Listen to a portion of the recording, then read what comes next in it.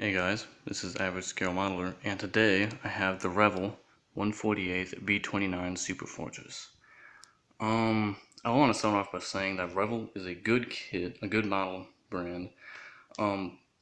They give you a decent looking model for a fairly decent price.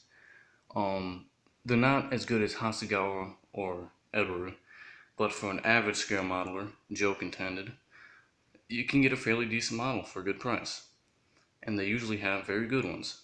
This is not one of those. I don't know what happened, but the fuselage joints were just horrible. One of them was not molded correctly at all, because it looked like it was bent like this, okay?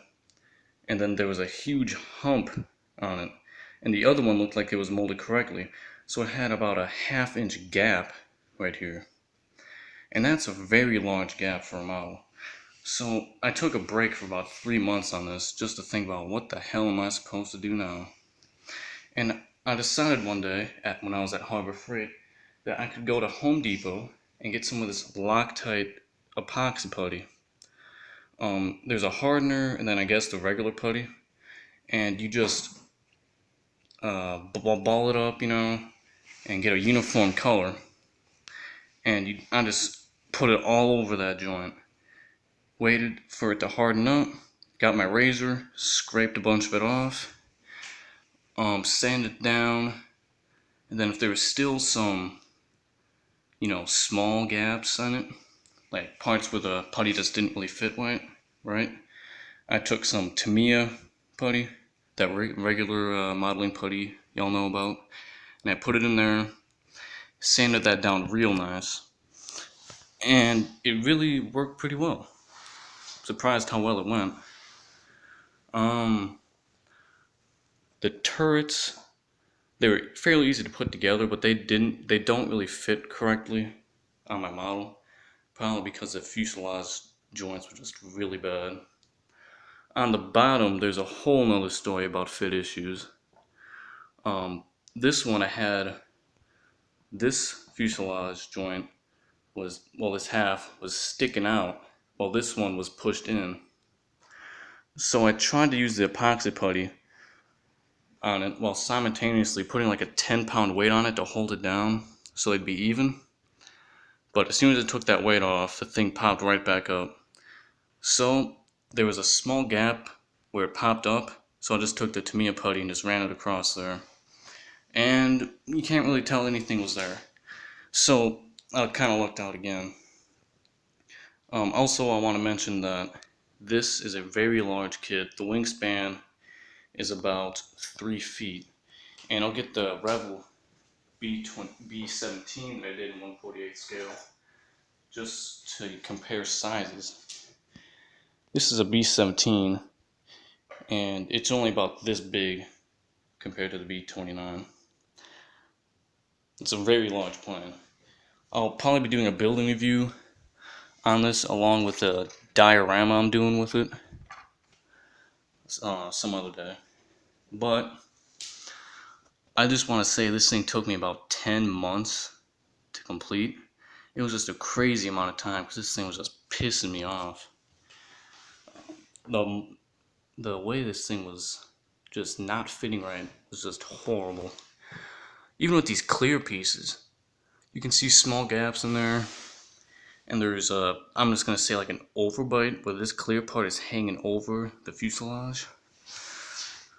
I used some micro crystal clear to fill in the gaps there.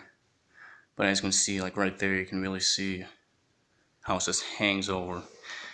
So what I'm thinking is this nose, it was molded too narrow because not even the circular part even fits right, like it hangs over also.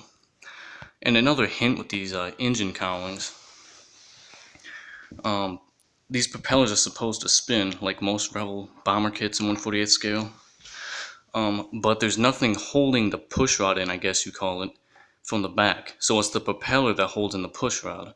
So do not put on this cowling until you have the push rod through and the propeller to hold it in, because there's nothing holding this back.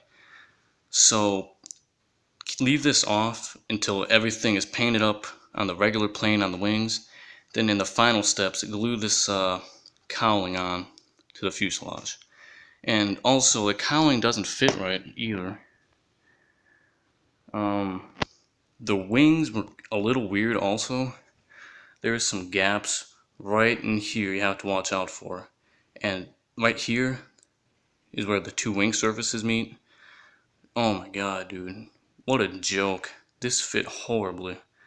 One part was overhanging another part, so you had to take your razor, scrape that down, sand it, use some putty. I still didn't really get it right, but I was just too pissed off to really care anymore. And right here, where the landing light is, if you take this off, there is about this much of a piece of wing hanging over another one. So you had to take a razor and like just chop it off, come from both sides and just get it off. Because there was a huge piece of plastic hanging off the wing on both sides. So I don't know what the hell happened with the wing, but it was molded horribly. But the clear parts were pretty good. The decals were pretty good also. The Hump and Honey, this was the World War II one that you can make. There was also a Korean one you could make. That was called Cream of the Crop. But I like to stick to World War II. I did have a problem with this decal right here. There's some wrinkles. I don't know if you can see it because my camera's not very good on my phone. There's about 2 wrinkles right there. But I've just put it on as best I could and put some Walther's Solvaset on it. And it turned out pretty good, so I'm pretty happy with that. Also some stencil decals on the bottom. Those are pretty easy to put on. Just a little tedious. You have to use a toothpick. But now that this piece of crap is finally done, and it looks alright from a distance, don't get too close to it, or it's disgusting. But now it's on to this J87. I did a review on that. The kit looks really nice. If you want to check out the inbox review video, it's in my channel. The kit looks really good. It has recessed panel lines, and it looks like it was molded very well. Unlike this. Bastards.